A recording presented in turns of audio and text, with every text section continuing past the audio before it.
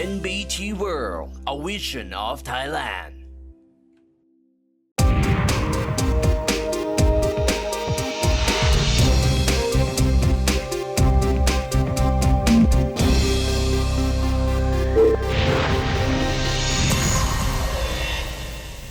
We have to make sure we keep thinking forward when it comes to education as well, with teacher training, with this conversation that, about the exams, and many educators are having that conversation. What's the real value? We are held back a little bit by a system where certain tests determine whether learners get into university.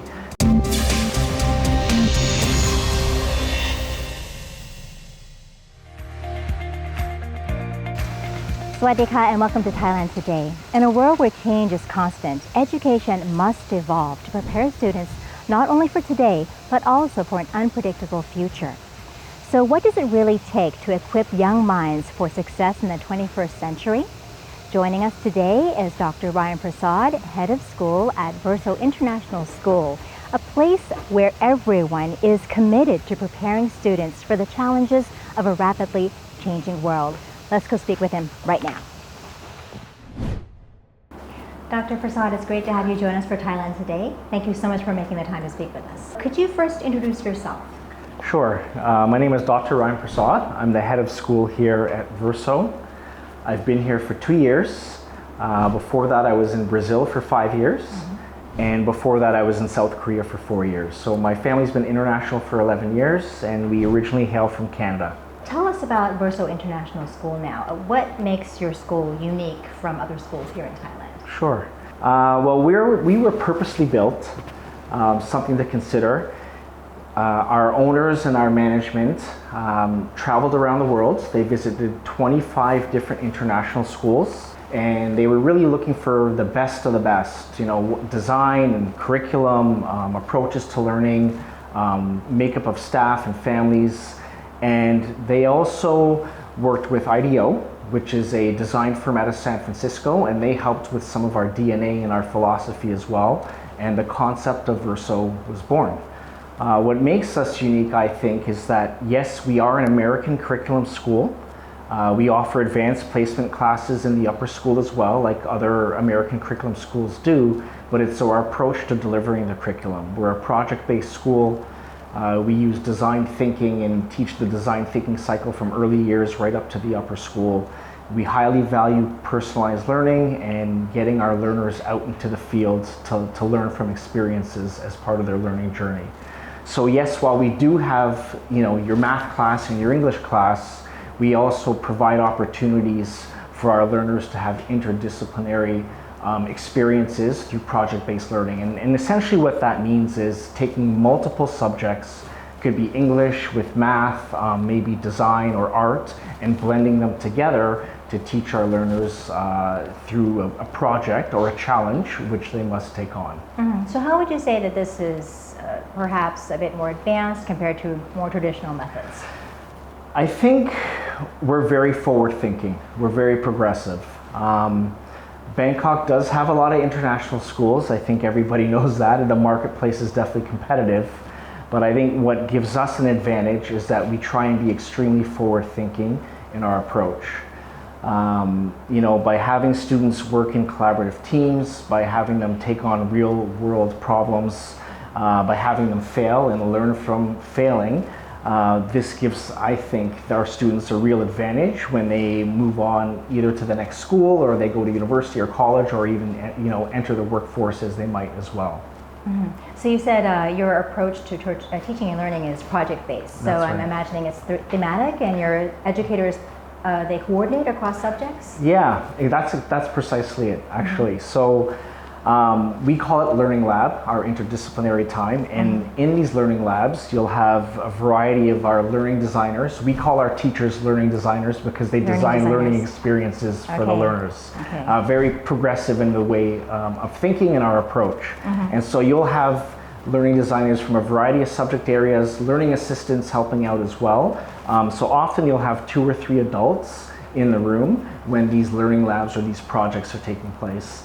And then when we get to the end of a quarter, the end of the project, then we have what we call as a show time. It's really a celebration of learning. So this is an opportunity for the families to come in. Sometimes it's the outside community as well, and they get to see what the learners have produced. The other learners as well might be from other grades or cohorts, get to come in and see what the learners have done as well. Last year in June, for our final quarter of the year, we actually had a school-wide celebration of learning. So from EY right up to those students in grade 12, we had families and students celebrating and learning and getting to look at each other's work and just appreciate what we're trying to do here at VERSO. Okay, so EY meaning early years. Early years, that's right. Early years all the way to grade 12. That's right. Okay, so you mentioned personalized learning earlier, and we also hear other terms like future-ready education. Yeah. What do these terms or these approaches mean to you in practice? So for personalized learning, and you hear a lot of schools talk about this, but we carve out time in our schedule for students to explore learning, and we call this explore time.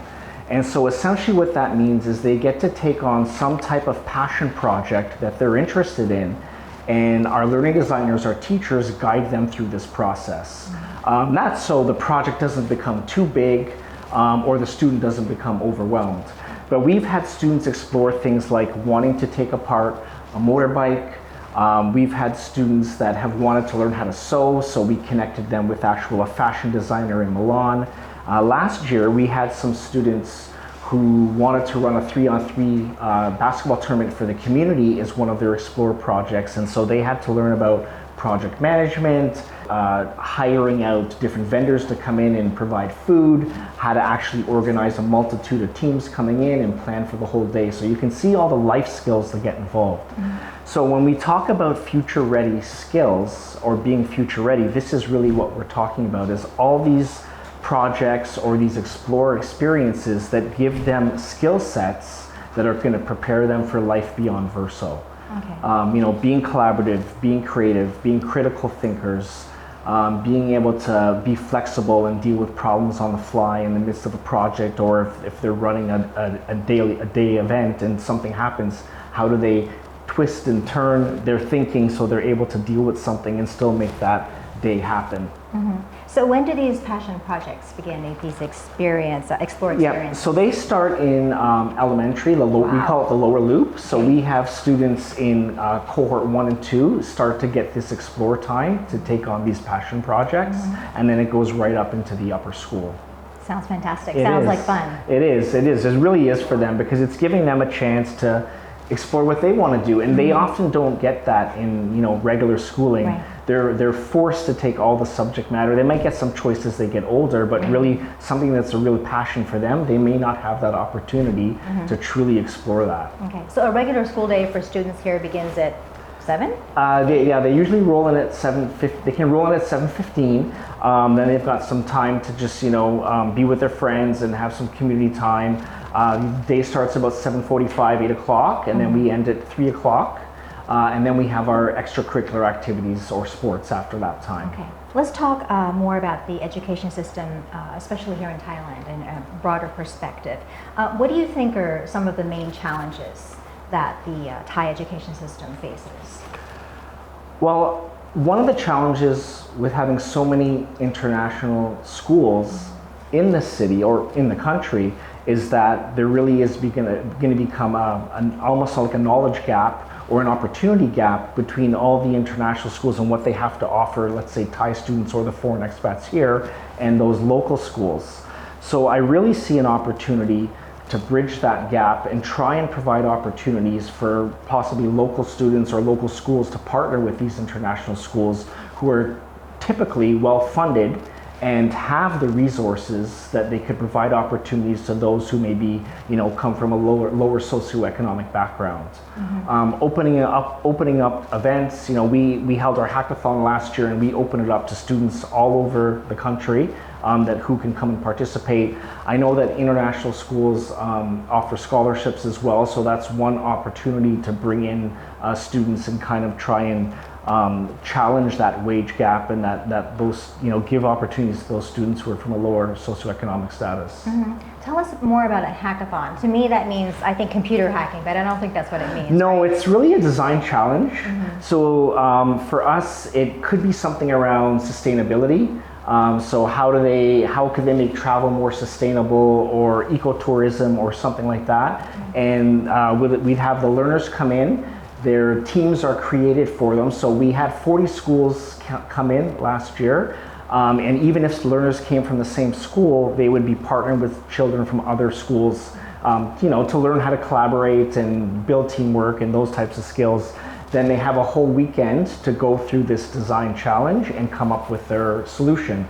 Then we had expert judges come in, and they have to present that to the judges. Wow, quite a challenge for them. Yes, again, an opportunity for real life skills.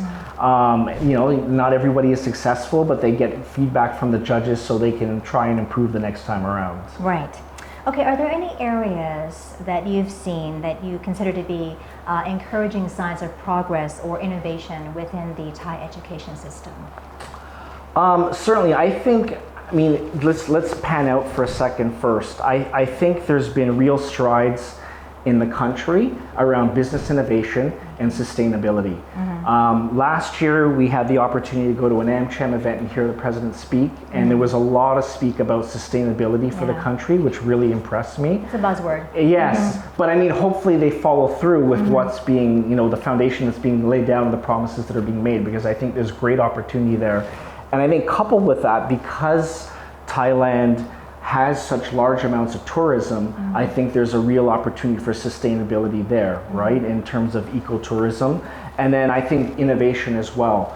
One of our parents is the CEO of Siam AI, which is a Thai artificial intelligence company. And so we know there's other companies like that are burgeoning here in Thailand and Bangkok and just trying to push the envelope and build innovation. Traditionally, the GDP has been driven by tourism and agriculture, and I think there's real strides being made for those levels. So with that, I think if we kind of hone back in on education, there's real opportunities for Thai students who are in international schools to stay in the country and be able to push the boundaries of that sustainability or that business innovation. How do you think public and private schools can work together to improve education across the board? Yeah, I think one of the things that I've seen international schools do well is offer professional learning. So I think there's some great opportunities there to partner with local schools and maybe local teachers and have them come in. We've got ISAT, which is the International Schools Association of Thailand, and they've been making strides in terms of trying to partner with local schools and provide those types of opportunities. I think providing space as well. So if there's space, we sit on a large campus, so if there's space that can be given up or shared with local schools to provide those opportunities, I think that's a way to bring the whole country up in terms of education and the economy. Okay, so you open the floor to an exchange of knowledge and experiences as well. I think all international schools should be. Okay, let's talk about COVID-19. We're still, feeling the effects. But how do you think COVID-19, the pandemic, how did it shift the way that educators and school leaders alike, how they view or how they think about teaching, learning, and also the use of technology? The first point is that teachers were forced, and this is a good thing, to become experts with technology. Many schools, whether they're public or the international schools, you have those experts on staff that are really good with technology, and there may be pockets of them. What the pandemic did is it thrust all educators into the seat of having to learn tech tools so they can become educators online and be able to run Zoom or Google Meet and use other tech tools, Google Suite and things like that, to be able to successfully deliver content.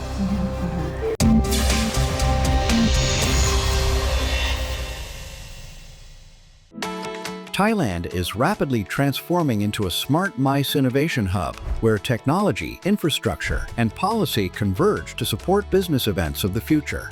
the country offers seamless digital solutions for planners and delegates alike. The Thailand Convention and Exhibition Bureau or TCEP leads with a one-stop MICE service platform, and streamlined MICE lanes at major airports ensure swift arrivals. Thailand provides not just convenience, but sustainable innovation at every step. This is where digital advancement meets global business vision. This is Thailand.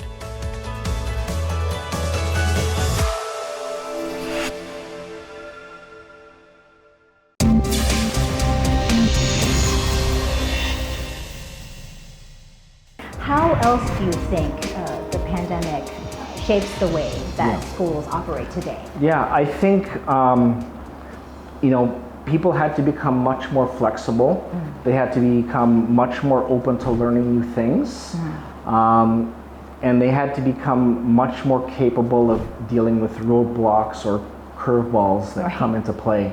I think, again, to my Brazilian context, we were dealing with a situation where we would have a variety of governmental decrees week by week. And so that impacted how many students we could have on campus at any given time. So we were changing our schedule every single week so that we could, bring on campus as many students as possible, yet adhere to the decree that was being given to us. I think what's interesting about now that we see we're in a post-pandemic society is that in education we run the risk of falling backwards, and I do see this with schools. That I think there were so many valuable lessons learned during the pandemic, some of which I just mentioned, but we run the risk of not adhering to any of them because it was a disruption to education.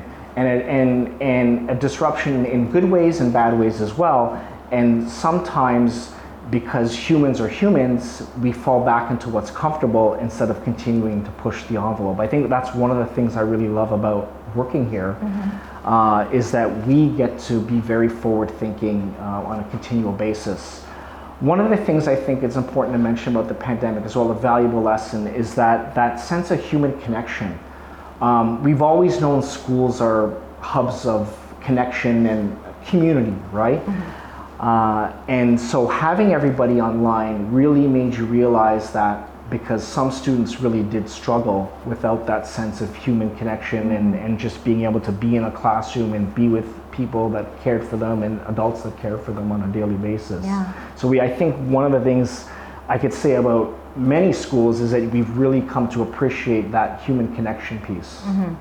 All right, so there's a growing discussion globally about moving away from exam heavy education. So what's your take on how student learning should be assessed? Well, I am here in a design school, in a project-based learning school, so I'm a big advocate for having a shift. I'm not saying that we need to get rid of exams in its entirety. I know we offer advanced placement, as I said, and when students choose to take advanced placement courses, they do have to take an exam at the end. We know the IB program, that some schools offer has the internal assessments, and those are exam-like. So there is a time and a place for it. But what we advocate for and what I believe in is that students need to have a variety of assessments, because every student is built differently. They're neurologically different, and some assessments work for some and some work for others. Very true. When I think about my work, and probably yours too, I'm never, I report to the board, and they never sit me down in a room and give me a piece of paper in 2 hours and I have to deliver something to them, right? They let me know when something has to be delivered. I've got time to work on it. I've got time for feedback. I can collaborate with colleagues. I can use the technology for research and things like that. Of course, deadlines are something that we have to teach our learners, and I think that's an important lesson, whether it's an exam or a project. But I think there's just so many other opportunities for assessment for kids, whether it is a project, it is giving a speech, it is giving a performance. So really trying to do things in a variety of ways, because they're all built differently. So your school is focused on preparing students for the future. What skills or competencies do you believe are most important for students in the coming decade? I think that I've mentioned collaboration, creativity, critical thinking. I think flexibility, adaptability are there. Being able to have that sense of human connection, having EQ. For decades it was all about IQ. What we know the last few decades has really been talking about emotional quotient and right those interpersonal skills, which I think can transcend any industry or any education level that students may aspire to. And I think they have to understand themselves as learners too. I think that's really important, because what I've seen in education is that teachers or educators, learning designers, people in leadership like myself, we're always learning, we're always taking courses. And I know that holds true for many other industries. So it's not like, let's say they're gonna finish at VERSO and maybe go to university, finish one degree, and that's gonna be it for the rest of their life. We know there's gonna be a time and place when they're gonna have to study again. And so, setting them up to have a love of learning and know how to learn and what works for them, I think is really important, as well as a future-ready skill. Right, lifelong learning is important. Absolutely, yeah. And we know that just technology is currently changing, so I think just having some familiarity with technology and being able to use it in an ethical way. I'm sure we're going to talk about AI at some point, and so that's one of the things I think about for us here at VERSO, is that it's not something we're going to shy away from, because it's not going to leave us. But we need to make sure kids are using it in an ethical way, and we're teaching them how to use it in an ethical way. Yeah. Right. With the rise of AI and digital tools, what about the teachers? How do you see their role evolving? Yeah, I mean, one of the wonderful things that I've seen here is that our learning designers haven't shied away from it. We have a great director of technology innovation, and he's held some great in-house workshops, and he's actually presented at some conferences as well. So he's helped shape our AI policy and what our belief system is, along with the leadership team in terms of our schools. So I think teachers are using it. There's some are using it more cautiously than others.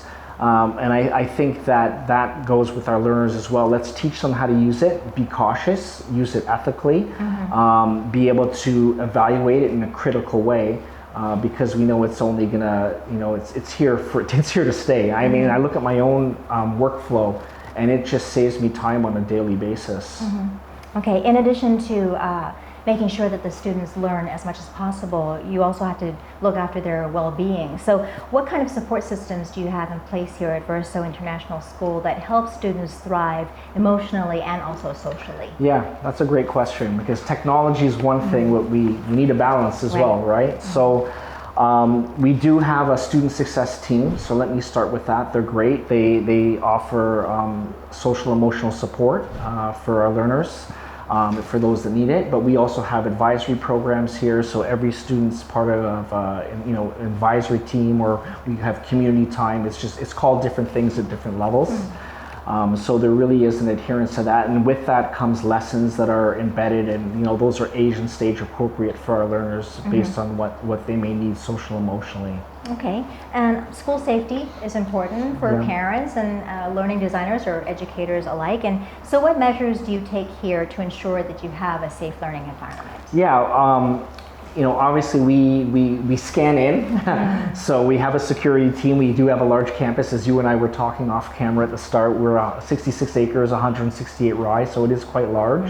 So keeping our students, knowing where they are at all times is important. And then we have our student success team, so we have our safeguarding policies in place. So we have policy in place, and there's staff training around safeguarding as well. And then I think that, with that safety and well-being piece, I think there's the social emotional learning, as I mentioned. We also do a lot of work here around inclusion and belonging. So whether that's for neurodiverse students or students from different cultural backgrounds, we know that, we're all coming to VERSO to be part of a community, and how we need to respect each other, we need to have dignity, and we need to be inclusive. So we've done some real work with that in the last couple of years, staff training, lessons embedded for learners as well. That's great. One of the issues that we're facing today is a lot of bullying, cyberbullying as well. So how do you address bullying? How do you prevent it? And how do you promote a culture of respect and inclusion? Yeah, good question. So I think part of it goes back to being proactive. The lessons that I mentioned earlier that are embedded into the students' daily schedule from early years up to upper school. When an incident does happen, we take it very seriously. So our student success team will get involved along with our loop leaders, which are our principals, and then if it needs to be elevated to my level, it will. Parents are brought in for conversations as well if a situation should arise. But part of that proactive piece, we also do coffee mornings on a weekly basis for our parents, and those cover a variety of topics. So they might cover AI, they might cover online safety. One of the big reads for us as a community last year, many of our leaders read The Anxious Generation, which talks a lot about usage of social media and what is age and stage appropriate and how it affects cyberbullying may affect different learners based on gender and age. So we even had a session where we brought in parents to talk about the book and just give some suggestions. It's good that you allow everyone to be involved. It's important, right? The school doesn't operate in a vacuum. Yes, the learners spend a lot of time here, so do the adults. So we do like being here, but we also know when they leave us, they go home and they're with family. So it's important that we have that relationship with parents and families, and they believe that they can be here and be comfortable on campus and take part in the learning that we're giving the learners. Can I ask you about students with special needs? Do you have anything for them here on campus? Yes, so we have, like I said, we have our student success team. So they not only deal with the social emotional side, they also deal with those who are neurologically diverse. So we do have support services for students. Through the admissions process, we would we would find out what those needs might be and what level of support we can offer. And some of our learners are actually admitted, they come with a one-on-one. So they will have their own one-on-one support along with the support from the school to help them on a daily basis. Okay, I wanted to ask you a little bit more about your assessment. So you do have some exams, right? Yeah. And you look at students over the entire year, and That's then right. you can decide that they can move on? Yeah, I mean, generally, and not to get too long-winded here, but there's a lot of research behind that even if a student is not doing well, not holding them back. The psychological damage or that can be done is very impactful. Okay. So we will do everything we can in our power when we notice that students may need some support and may be having some issues to help them get to the next stage. That's great. Yeah, and we do track data around math and literacy. We do have quizzes, some tests, and then there is our projects as well. We give out reports 4 times a year. We also have, we call them VERSOs, parent-teacher conferences. So we have those twice a year as well. And then of course, parents can come in anytime that they want to have a conversation with one of our learning designers. Looking ahead, what do you think needs to be done or what needs to change for education to move forward? One of the things, and this is really important, is that we need to understand that not every learner's pathway is to leave high school and go to university. They may get there at their own point in time. So we've only had 2 graduating classes. We're very proud of both. One of our learners from our first graduating class is actually a social justice advocate. She will eventually go to university, but she decided to pursue that passion, and she was actually named one of Time 100 under 24 list. Congratulations, Yeah. I have goosebumps. Yeah, she's quite amazing. And so we know that learners and young people out there are leaving high school or even while in high school and starting businesses. We've got one of our learners actually he has 3 YouTube channels, and making money and saving it, which is good. It's good. His parents have him on the right path, But so we know this is a possibility. And it's not to say that learners will never go to university, but it's just that we want to open up different pathways. I think one of the other things is that we have to make sure we keep thinking forward when it comes to education as well, with teacher training, with this conversation that about the exams, and many educators are having that conversation. What's the real value? we are held back a little bit by a system where, certain tests determine whether learners get into university. So there's a bigger system at play, not just international schools, there's also the university system, and that's more of a global conversation. But I think that if there was, there are more progressive ways in my mind that we can evaluate our grade 11 and 12s when we start thinking about putting them off into university. It doesn't have to come down to one test because they're brilliant in so many different ways beyond one test. Anyone can have a bad day or a good day on a test, I like the idea of essays and portfolios and interviews and that holistic view of the learner. Okay, great. Thank you so much for speaking You're with us welcome. today and for sharing with us, how learners are wired differently, and we have to appreciate that, and also how we can improve education in the future. It's been a pleasure speaking with you. Thank you. Kapun ka. Kapun ka.